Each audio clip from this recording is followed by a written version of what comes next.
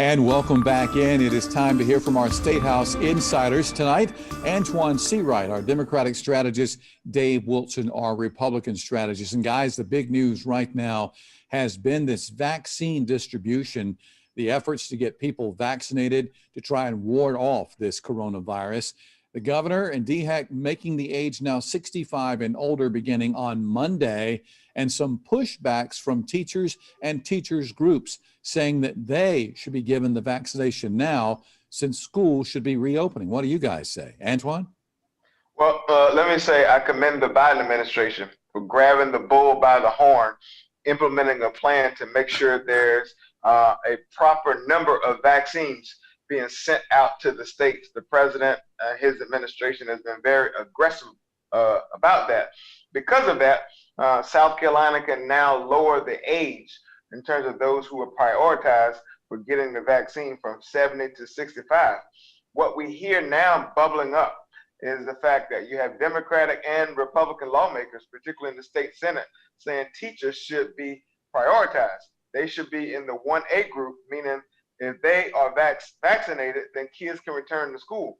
What we heard from the superintendent of education and the governor today is that irregardless of whether teachers are vaccinated or not, returning to school should be a top priority. Now, you won't get any disagreement with me about the need and the importance of returning to in-person learning, because I think it's important. However, I do think we have to be careful because we continue to have these high number of deaths and those who are infected by this virus on a daily basis here in South Carolina. And the disproportionate impact for communities that look like mine runs deep and wide.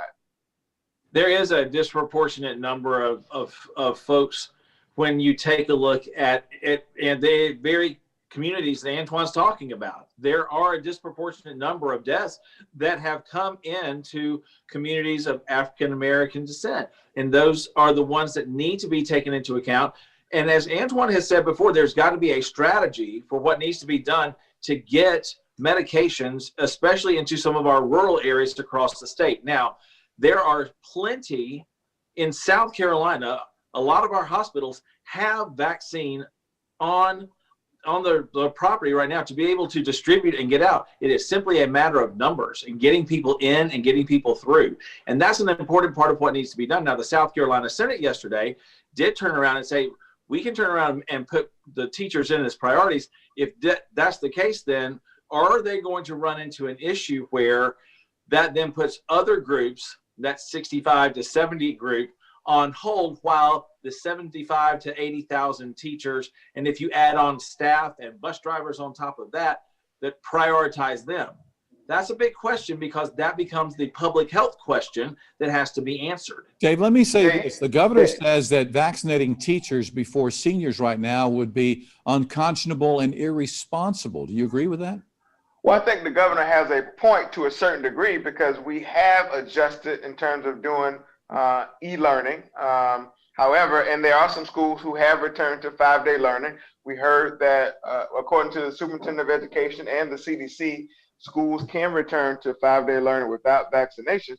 However, I think we have to be smart about that. That may work in some areas of the state, but that may not work in others. And when you have an outbreak in rural South Carolina of coronavirus in the school district, it paralyzes the entire community. Dave mentioned the 70-some-odd thousand teachers out of the 122,000 who want to be vaccinated. That is just that is a raindrop on Lake Murray, considering all the support staff that goes into making a school district work. My sister's a teacher in rural South Carolina down in Swansea. I would not feel comfortable sending kids back to school knowing they can essentially make each other sick, even if teachers are vaccinated. Dave, let me get your input on all of that. The governor's remarks saying that basically seniors need to be vaccinated now before any teachers younger than the age of 65 get that shot. There's a question when you start taking a look at the breakdown of the numbers, is how do the numbers actually look where you have the highest percentage of people where the deaths are occurring. And that is true. The older that you get, as you look at the graph, the numbers go up as age goes up. The numbers stay down as the age goes down. So it does beg that question. Keeping in mind this, Antoine's sister is an educator. My wife was an educator. I do some work in public schools. So when I'm in and around schools and I take a look at the things that are going on, the question I have to ask is, okay, of that population that is the educator population, where are they in the mix of the big graph of the largest numbers? Not that many are going to be in that upper age range yet. There are some, but your children, the younger age groups, are not seeing nearly the number of cases that are coming through, or the incidental deaths that are coming from that. We're going to be hearing from Antoine. We're going to be hearing from the governor after the Super Bowl on Sunday night. Is there one thing you'd like to hear from the governor when it comes to addressing the coronavirus? Well, I would like to hear his plan in terms of distribution. And I would like for him to stop saying things are going well in South Carolina and they're not. Thankfully, a DHEC director has been confirmed. So hopefully DHEC will have some sort of implementation of a plan that will be able to get these vaccines out throughout South Carolina, even past the 65 and 70-year-old range. And today's point, he's right. The more seasoned people are, I'm not saying old because I'm not getting in trouble, the more seasoned people are, the likely they will have other conditions that could make the virus have a deeper impact on their health. And so I think we have to prioritize some of the most precious of our population and the most vulnerable. However, I do think we have to be prepared as a state for what the next phase of vaccination looks like. And I don't think we have a plan. I'll go back to what I said last week. If you take rural South Carolina, or even some of the older folks who live in parts of the state, and convincing them to get on a computer to do a form and register, that's complicated. Dave? JR, I think JR, that was a compliment to at least one or both of us from Antoine a moment ago. About the time. Well, I'll take season any day. We've talked about Bojangles before on the air. I'll gladly take season anytime. I think the thing we do have to keep in mind is, you're right, we're going to have to think about where we have hospitals. Lexington Medical Center has vaccines on the campus ready to distribute, ready to use when patients come in. At this point in time, you're looking at roughly half of the hospital population has decided to take the vaccine. When you look at that, vaccine is available. We don't have that where it needs to be for some of the other populations across the state.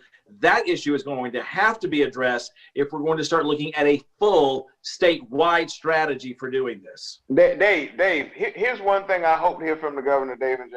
One, what is going to be the plan to answer the crisis we face all around the country and in South Carolina about the number of African Americans, the black and brown folks in the state, in this country, who are being vaccinated at lower rates, and if there's some sort of partnership program that's going to be implemented so that when you go to a Swansea or you go to a North or a Woodford or a Winsboro or Williamsburg, it may not be a hospital there, but there may be a Dollar General. There may be some sort of a high school or a gym. There may be some local establishment where people feel comfortable going to get the vaccine, so making the vaccine accessible. And that's a place where we're going to start seeing vaccine distributions that are going to be taking place that are not just going to be at healthcare facilities. They're going to start being at pharmacies. They're going to start being more available where people are on a regular basis. All right, Dave, Antoine, we're going to have to leave things right there. We thank you for your time. As again, this vaccine distribution has been a hot button issue all this week over at the State House, from the governor's office, the Senate, and the House. They're all talking about it and what's being done next. Of course, for the very latest on the vaccine distribution, anytime you can go to our website, WLTX.com. Stay with us.